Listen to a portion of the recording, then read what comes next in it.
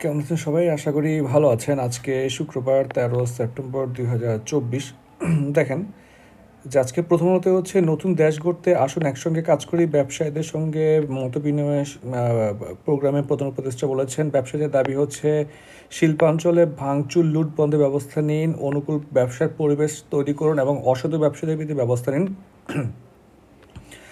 গতকাল হচ্ছে পাকিস্তানের বিরুদ্ধে বাংলাদেশ টেস্ট সিরিজের যে জয় সেটা নিয়ে হচ্ছে কালকে হচ্ছে একটা সংবর্ধনা অনুষ্ঠানে আমাদের প্রধান উপদেষ্টা টাঙ্গাইলের সার্জিস আলম বলেছে, ফ্যাসিস্ট হওয়ার স্বপ্ন দেখলে হাসিনাকে দেখে শিক্ষা নিন। দুই মুরালে ব্যয় 117 কোটি টাকা। পদ্মা সেতু প্রকল্পে আবার উদ্বোধনের আগে তড়িঘড়ি করে পদ্মা সেতু দুই প্রান্তে দুইটা মুরাল বানানো হয় এবং সেখানে হচ্ছে আপনার 117 কোটি টাকা এক্সপেন্স করা হয়। আর যে উদ্বোধনী অনুষ্ঠান করা হয় সেখানেও 89 কোটি টাকা খরচ করা হয়। চিন্তা করে দেখেন। সংস্কার প্রস্তাবের পর সংলাপ, পরে নির্বাচন, 6 সংস্কার কমিটি গঠন করা হয়েছে, আপনারা জানেন। আমাদের বাংলা এবং ইংলিশ লিটারেচার একটা কোর্স চলছে, আপনারা চাইলে ভর্তি হতে পারবেন, মাত্র একটা ক্লাস হয়েছে। সেকেন্ড পেজে দেখি, ভ্রমণে ধকল নিতে পারলে খালেদা জিয়াকে বিদেশে নেওয়া হবে, ব্যাংকে থাকা সরকারি সংস্থার আমানত ফেরানোর উদ্যোগ। সংবাদ সম্মেলনে এই তথ্য তুলে ধরেন হচ্ছে পরিবেশ, বন এবং জলবায়ু পরিবর্তন মন্ত্রণালয়ের উপদেষ্টা সৈয়দা রিজওয়ানা হাসান। তিনি বলেন যে বিভিন্ন সরকারি সংস্থার স্থায়ী আমানতের মেয়াদ শেষ হওয়ার পরও পাওনা পরিশোধ করছে না বিভিন্ন বাণিজ্যিক ব্যাংক। এই আমানতের এসব টাকা আদায়ে সুনির্দিষ্ট পথ নকশা করার সিদ্ধান্ত নিয়েছে সরকার। উপদেষ্টা নাহিদ বলেছেন, আন্দোলনে নিহতদের পূর্ণাঙ্গ তালিকা হওয়ার পর স্মরণসভা হয়। স্মরণসভা নিয়ে রিসেন্টলি হচ্ছে একটা কিছু নিউজ ভাইরাল হয়েছে যে স্মরণসভার বাজেট ছিল 5 কোটি টাকা, কিন্তু এখনও কিন্তু আপনারা যারা ইনজুর্ড হয়েছে সবাই কিন্তু আপনার ফ্রি ট্রিটমেন্ট পাচ্ছে না। এবং কালকে সম্ভবত পত্রিকায় আসছে যে একজন বইয়ের অলংকার বিক্রি করে ট্রিটমেন্ট করানো লাগতেছে। আমি এই জিনিসটা আসলে এখনও ক্লিয়ার না যে কেন, মানে এখনও ওরা পুরোপুরি সাপোর্টটা পাচ্ছে না। ঘাটতে হবে এটা নিয়ে। দেখেন, বাংলাদেশের ভ্রমণ সতর্কতার মাত্রা কমালো যুক্তরাষ্ট্র। উন্নয়ন কাজ ভাগাভাগি ঢালাও নিয়োগ। চট্টগ্রাম সিটি কর্পোরেশনের সাবেক মেয়র মোহাম্মদ রেজাউল করিম চৌধুরী ঠিকাদারি প্রতিষ্ঠানের টাকায় ঘুরেছেন 7টা দেশ। দেখেন এখানে মূলত হচ্ছে আপনার ইন্টারেস্ট, কনফ্লিক্ট অফ ইন্টারেস্ট চলে যায়। যেমন ধরেন হচ্ছে আপনি হচ্ছেন যার কাজ করবেন, ধরেন হচ্ছে এ হচ্ছে আপনার ঠিকাদারি প্রতিষ্ঠান, বিতে হচ্ছে আপনি বি থেকে পারমিশন লাগবে, আপনি হচ্ছেন বিকে বললেন ভাই আপনি টাকা নিন না, চলুন আপনাকে আমি পৃথিবী ঘুরে নিয়ে আসি। এটা হচ্ছে কাইন্ড অফ ব্রাইব টাইপের হয়ে যাচ্ছে। বুয়েটের নতুন উপাচার্য হচ্ছে আবু বোরহান। গুমের শিকার ব্যক্তিদের তথ্য সংগ্রহ শুরু হচ্ছে রবিবার এবং যে কেউ হচ্ছে ওনাদের মেল করতে পারবে। edcommission.bd@gmail.com ফোন নাম্বার দেওয়া আছে, যে কেউ হচ্ছে এখানে কল অ্যাপয়েন্টমেন্টের জন্য অনুরোধ করতে পারবে। যাই হোক, এখানে তেমন কিছু নাই। আমরা দেখি 4 নম্বর পেজে আহামরি তেমন কিছু নাই। আমরা 6 নম্বর পেজে চলে যাচ্ছি। দেখেন আজকে সবচেয়ে ইম্পর্টেন্ট টপিক হচ্ছে এটা, মণিপুরে কি ঘটছে, এত অস্ত্র কই থেকে আসছে। এটা হচ্ছে আপনাকে অবশ্যই নোট রাখা লাগবে এবং স্ক্রিনশট নিয়ে রাখেন। আমি তো পিডিএফে দিয়ে দিয়েছি আমাদের হোয়াটসঅ্যাপে, টেলিগ্রাম গ্রুপগুলোতে। আপনারা যারা গ্রুপগুলোতে নাই, পিডিএফ পান নাই, তারা হচ্ছে ডেসক্রিপশন চেক করবেন।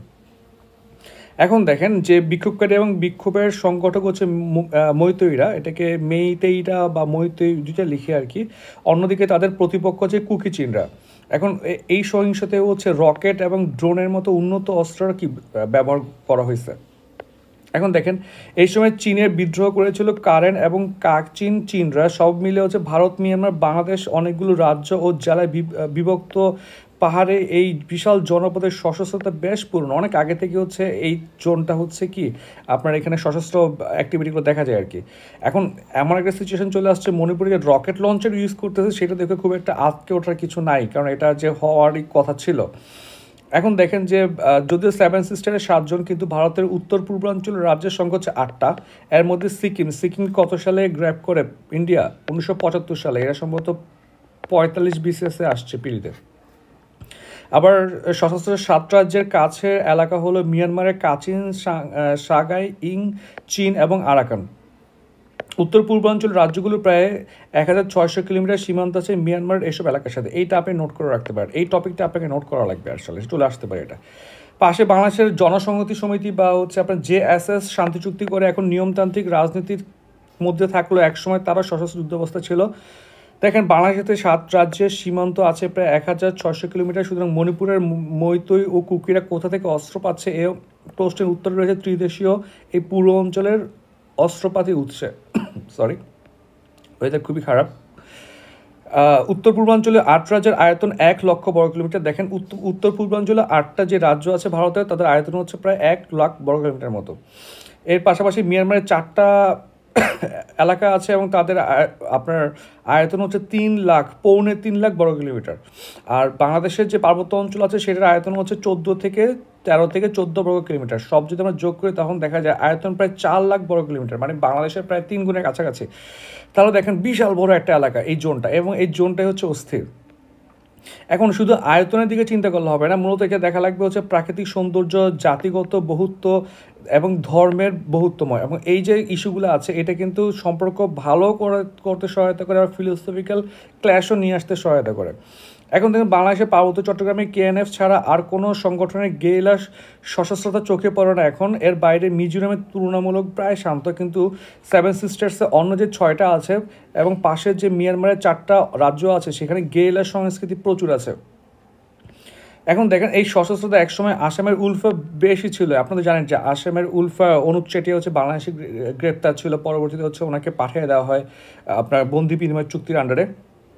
এখন এখানে আমরা দেখি এথনো পলিটিক্স, এই টার্মটা এবার রিটেনের জন্য খুবই ইম্পর্টেন্ট। এথনো পলিটিক্স আপনারা হচ্ছে এটা অবশ্যই নোট করবেন, এবং নোট করে হচ্ছে আমাকে পাঠান, তাহলে আমার নোট করতে হবে না আর কি। আপনারা হচ্ছেন হোয়াটসঅ্যাপ গ্রুপে অ্যাড হয়ে যাবেন। হ্যাঁ, হোয়াটসঅ্যাপ গ্রুপে অ্যাড হয়ে এরপরে হচ্ছে নোট শেয়ার করবেন। আমরা কিন্তু প্রচুর নোট শেয়ার করি, যেমন আমাদের যে ইউটিউব টেলিগ্রাম চ্যানেলটা আছে এখানে হচ্ছে ফ্রিতে আপনি প্রায় সব পরীক্ষার সাথে নোট পাবেন।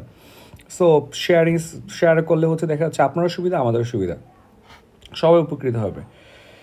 এখন দেখেন মূলত হচ্ছে এই মৈত্রীদের সাথে কুকিচিনদের কী ধরনের সমস্যা, এটা নিয়ে তো হচ্ছে আমাদের অলরেডি একটা ভিডিও বানানো আছে 45 রিটার্নের জন্য, আপনারা দেখে নেবেন। সেম ডেটাগুলো আপনি পড়তে পারেন 46-এর জন্য, ওখানে চেঞ্জেবল ডাটা খুবই কম।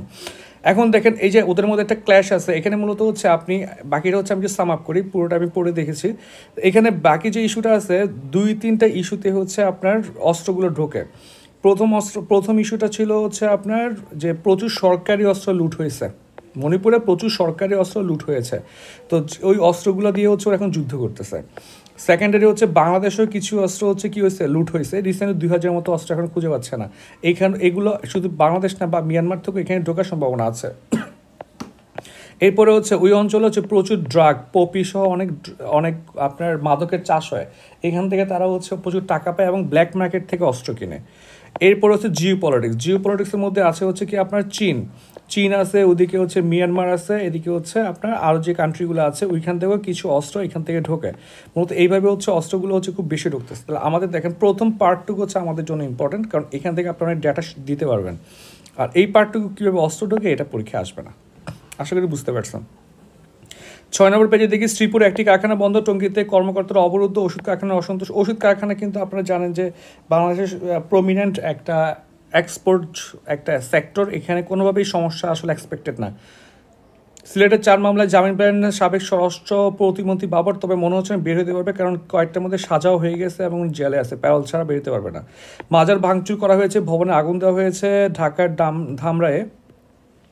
7 নম্বর পেজে দেখি 7টি নির্বাচনে জাপা ভূমিকার ব্যাখ্যা দিলেন জিএম কাদের ব্যাখ্যা দিলে কি না দিলে কি, মানে ওনারা হচ্ছে এত ইম্পর্টেন্ট মানে দল না রাজনীতিতে, এবং এইটার দায় কিন্তু হচ্ছে জাপারই।